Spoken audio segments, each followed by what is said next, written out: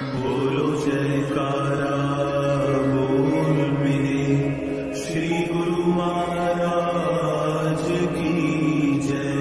श्री सतगुरुदेव भगवान की जय। गुरुमुखो, यह माया का मार्ग है। जिनको भक्ति और परमार्थ की समझ नहीं, उनकी वृत्ति तो पूरी तरह माया रूप से ही बन चुकी है, क्योंकि ऐसी शुभ संगति ही नहीं मिली और न ही भक्ति परमार्थ वाले विचार है।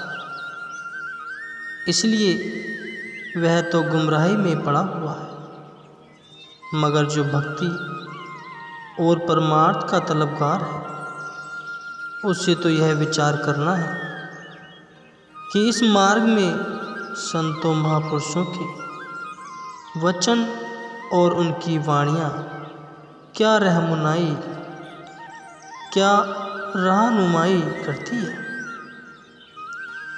संतों का कहना है कि यह माया के समान शरीर और शरीर के संबंध इत्यादि ये सब अर्जी और अस्थिर है।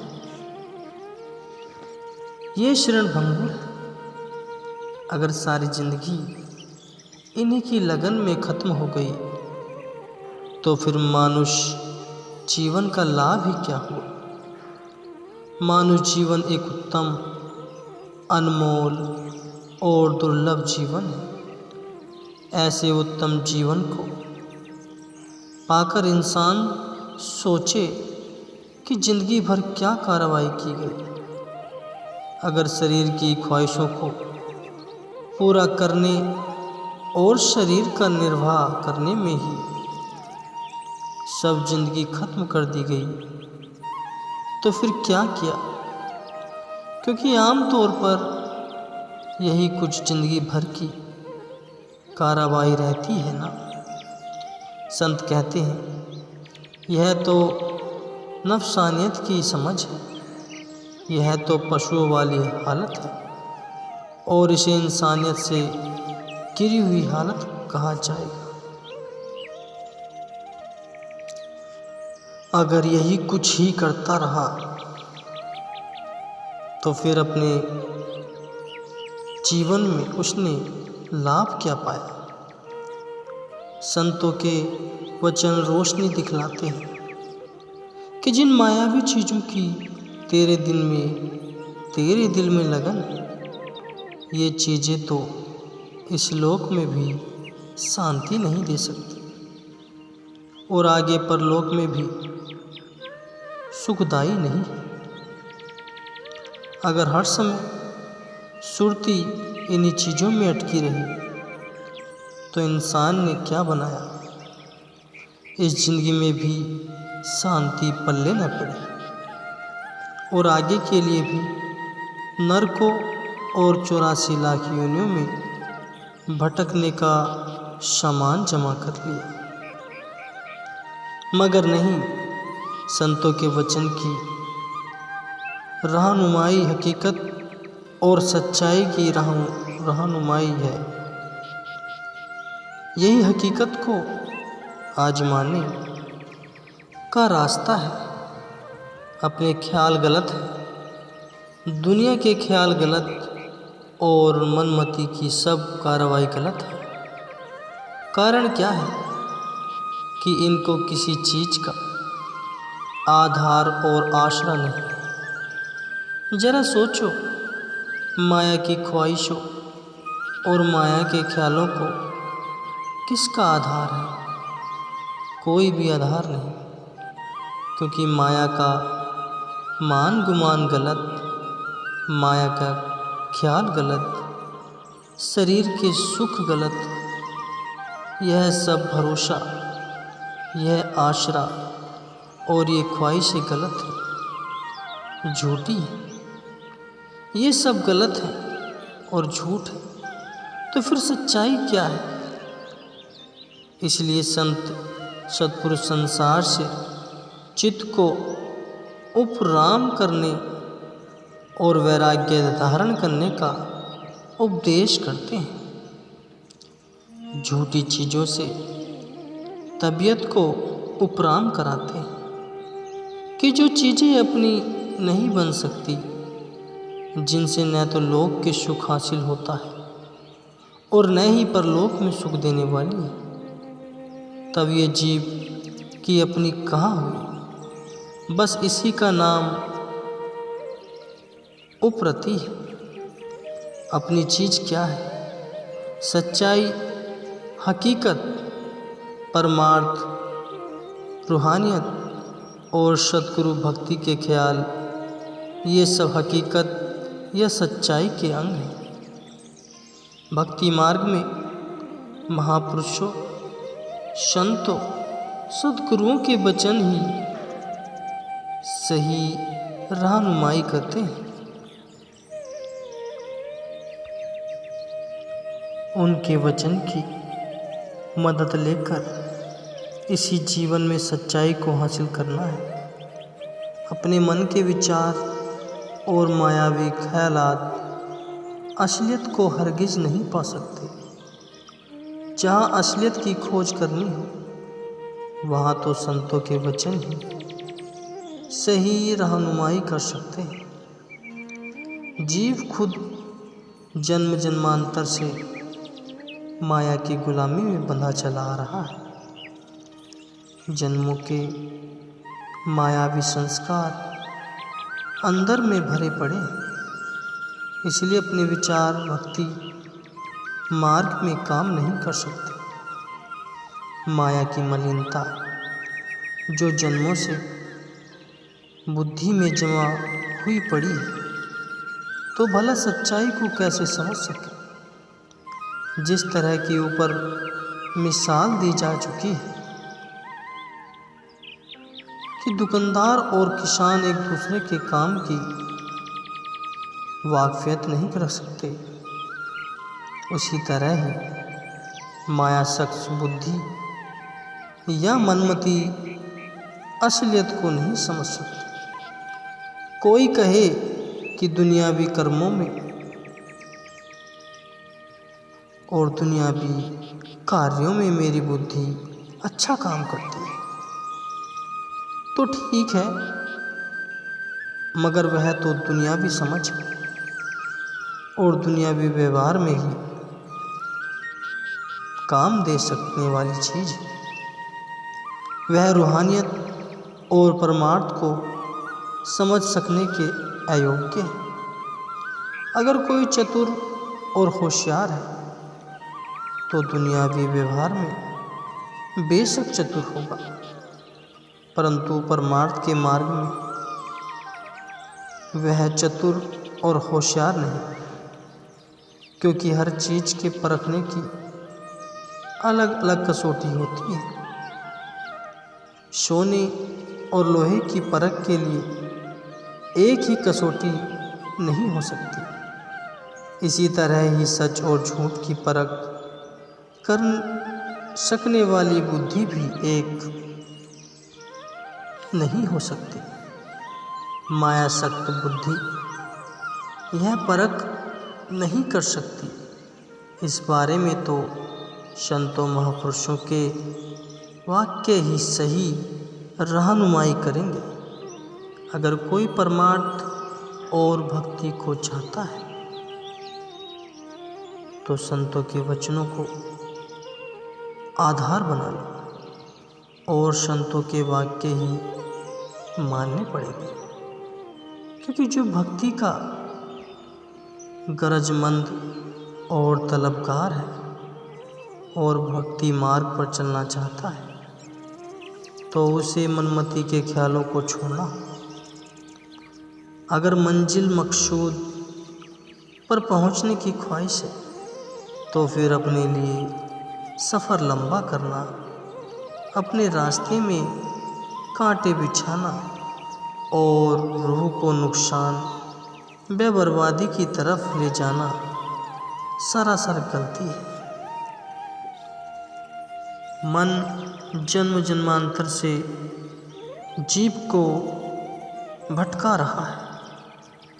पहले भी यह अनेक जन्मों तक धोखा देता रहा, तथा यदि अब भी इंसान मन के ख्यालों पर ही चलता रहा तो फिर ठीक नहीं, यह तो उल्टा काम हुआ। बल्कि अगर भक्ति की तलब है तो संतों के वचन, सद्गुरु के वाक्य और महापुरुषों की वाणियाँ ही मन और माया के धोखे से बचा सकते हैं। इस मार्ग में यही सही रहनुमाई कर सकते हैं। अपना मन जाहिरी सूरत में मित्र बन जाता है। मित्र बनकर यह इंसान को भुलाता है कि मैं रूह की भलाई की ही कार्यवाही करूँगा। इसी प्रकार यह मन भक्ति मार्ग में चलने का स्वांग रचाकर भरमाता है, मगर यह सब मन का धोखा है और यह गलत है, क्योंकि असल में तो यह मन अंदरूनी तौर पर काम, क्रोध, लोभ, मोह, अहंकार आदि से मिला हुआ है। यह काल और माया का एजेंट है और सब कार्रवाई इन्हीं के लिए ही कर रहा है। जब यह हालात है तो फिर विचार करो कि मन के ख्याल कहाँ और संतों सद्गुरु के वचन कहाँ, कितना बड़ा अंतर है।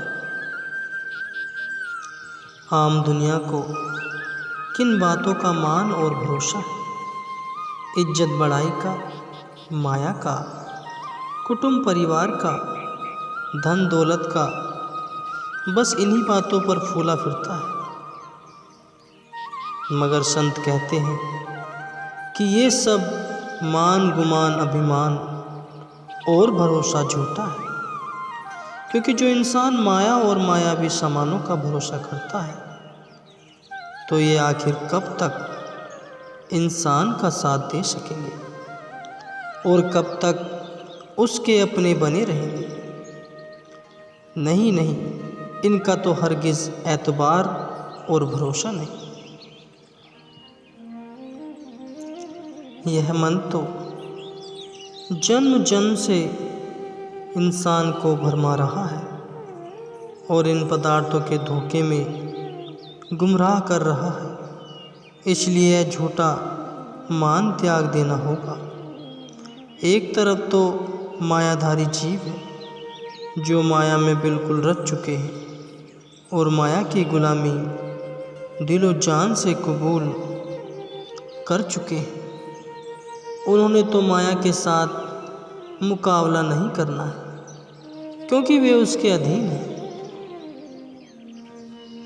मगर दूसरी तरफ भक्ति मार्ग में चलने वाले जीव जो कि भक्ति की प्राप्ति करके मायावी बंधनों से आज़ाद होना चाहते हैं, उनको माया के ख्याल गुमराह करते और भटकाते हैं। इसलिए कहा जाता है कि सतगुरु का ध्यान, शब्द, सत्संग और सुमिरन ये ज़रूरी अंग है। इनकी तरफ से हरगिज़ गफलत नहीं होनी चाहिए, अन्यथा माया भरमाती और धोखा देती है।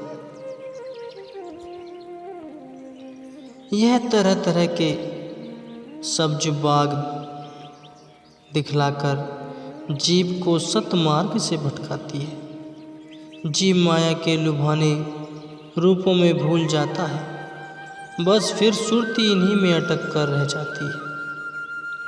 काल और माया कई तरह से जीव को भुलाते हैं। वे लालच दिखलाते हैं या भय दिखलाते हैं, मगर यह सब झूठा धोखा है। अगर जीव माया के इस दबाव या लोभ, मोह आदि में फंस गया तो फिर सुरती दबी पड़ी रह जाती है। इसलिए इनके दबाव से बचना है। गुरुमुख को तो सद्गुरु की भक्ति और सद्गुरु के सार शब्द का ही भरोसा होना चाहिए। फिर वह निर्भय, निर्लोभ और निर्मोह बना रहता है।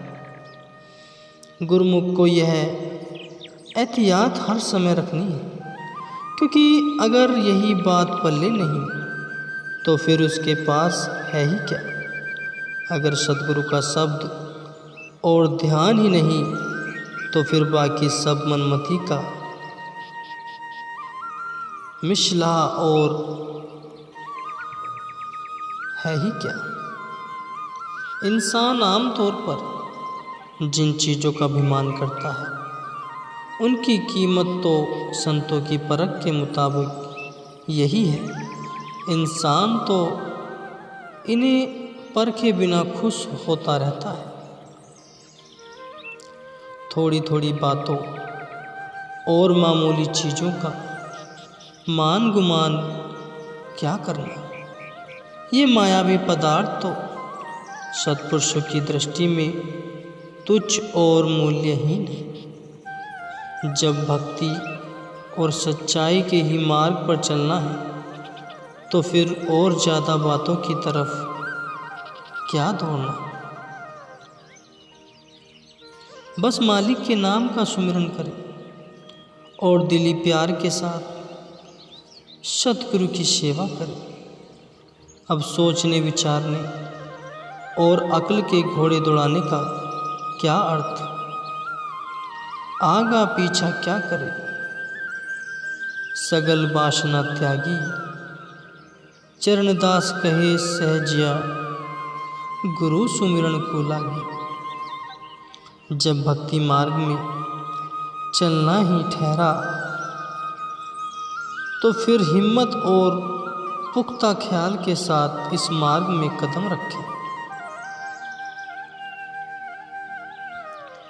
फिर मामूली मामूली बातों में उलझना क्या और मन की जरा जरा कमी बेशी से क्या घबराना।